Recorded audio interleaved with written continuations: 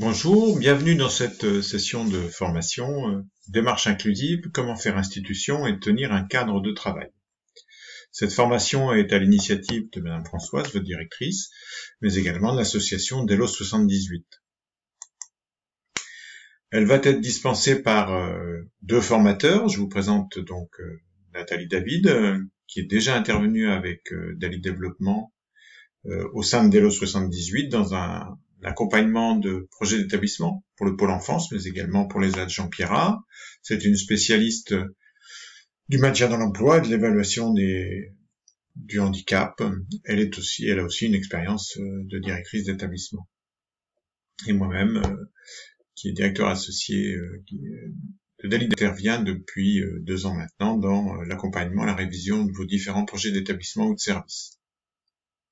L'objectif de cette formation, ou les objectifs de cette formation, c'est de vous renforcer votre formation en matière de démarche inclusive, mais également de vous aider à définir ce qu'est un travail institutionnel dans un contexte de démarche inclusive et de services d'appartement tel que le vôtre. Mais également de former une méthode de travail permettant de poser un cadre rassurant pour tous, pour vous, mais également pour les personnes accompagnées, mais aussi à la suite de cette formation, de vous accompagner dans la mise en action de la formation à partir de cas réels et concrets que vous pourrez développer avec un accompagnement à distance auprès de l'ensemble des bénéficiaires de votre service appartenant. Alors, cette formation va se dérouler en 3 temps. Une séance de formation à distance que vous avez démarrée puisque vous avez déjà cliquez sur le lien Klaxoon. Sur cette formation à distance, nous travaillerons une étape concernant le mouvement inclusif. D'où vient-il? Quelle est son ampleur? Quelle est sa traduction en matière de politique nationale actuellement? La deuxième étape concerne le développement du pouvoir d'agir, qui est un concept central en matière de démarche inclusive. Et enfin, le troisième, qui est le plus dense, l'étape la plus dense et qui concerne directement votre travail au quotidien, c'est qu'est-ce qu'une cohérence institutionnelle et comment faire institution lorsqu'on s'ouvre de plus en plus à des démarches inclusives à l'opposé des démarches intégratives. Ensuite, vous aurez une séance de formation présentielle le 8 septembre avec Nathalie David. Vous reviendrez sur les questions que vous aurez posées à l'issue de la dernière étape sur Klaxoon.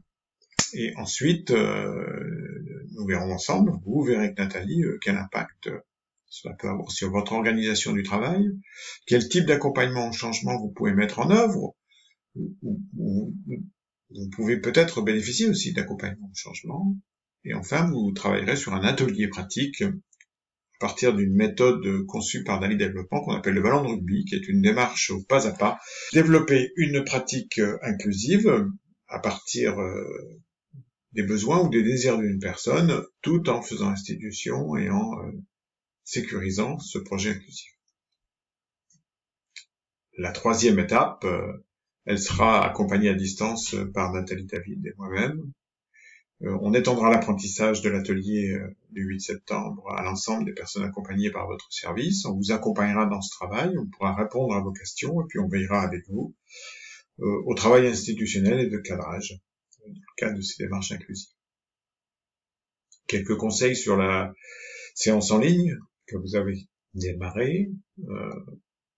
Gardez ce lien parce qu'il vous permet de faire le travail en une ou plusieurs fois. Vous pouvez cliquer autant de fois que vous voulez sur ce lien. Donc copiez-le. Travaillez au calme. Visualisez les vidéos à votre rythme, seul ou en groupe. Réfléchissez aux thèmes qui sont proposés, dans ce qu'ils peuvent impliquer pour vous au quotidien ou comme évolution de vos pratiques au quotidien. Et enfin, n'oubliez pas la dernière étape, répondez aux questions de la dernière étape qui nous permettront d'affiner et de préparer la session du 8 septembre avec Nathalie pour qu'elle réponde au mieux à vos demandes. Donc voilà comment ça se visualise. La 1, on est dedans, c'est l'intro. La 5, c'est les questions finales. Et la 2, 3, 4, c'est le travail des 3 étapes. L'étape 1, on vient d'en parler. L'étape 2, d'où vient le mouvement inclusif. Donc là, vous aurez des vidéos qui concernent le rapide historique du mouvement inclusif.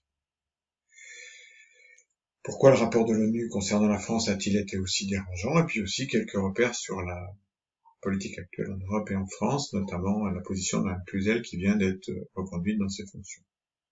L'étape 3, avec 4 vidéos, une d'André Chauvet sur le pouvoir d'agir et le lien avec la capacité, une du pouvoir d'agir et du devoir d'agir exposée par Yann Le Bossé, ne pas confondre les deux, sachant que on a été peut-être longtemps dans la notion de devoir d'agir, donc de prescription.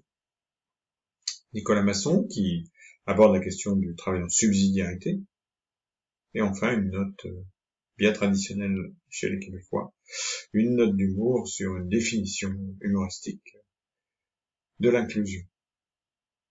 L'étape 4, qui est la plus dense pour vous et la plus proche de la commande initiale, c'est-à-dire qu'est-ce qu'un travail institutionnel, avec une approche par un psychiatre travaillant en France mais d'origine roumaine, Radu Klit, et 2 approches par un psychiatre, pédopsychiatre de Lyon, sur la notion de l'importance de la cohérence au travail, et comment faire pour ne pas exclure les personnes difficiles, parce qu'elles ont toujours quelque chose à nous renvoyer, à nous dire de notre pratique professionnelle. Et l'étape 5, votre contribution, questionnée en 5 temps, qui est important pour nous, comme je vous le disais tout à l'heure, pour préparer au mieux la session présentielle du 8 septembre. Voilà, nous vous souhaitons, Nathalie et moi-même, une bonne séquence de travail à distance, et vous retrouverez Nathalie pour approfondir tout cela le 8 septembre au matin. À bientôt!